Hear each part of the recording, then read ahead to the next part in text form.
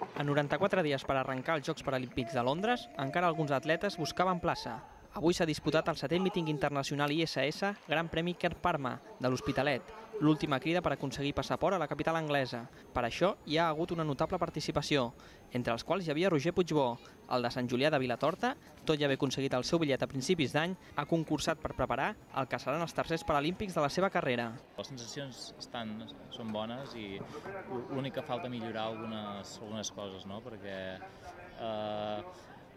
diguem que ara estem acostumats a fer proves així ràpides, que ens ajudem i tal, però ara ja ens hem trobat de cop i volta que hi ha moltes proves que ja són tàctiques, ja la gent ja ha canviat el xip per les primeres places, no? Per anar provant coses per de cara a Londres, i ara doncs, és el que tenim que millorar una mica algunes petites coses.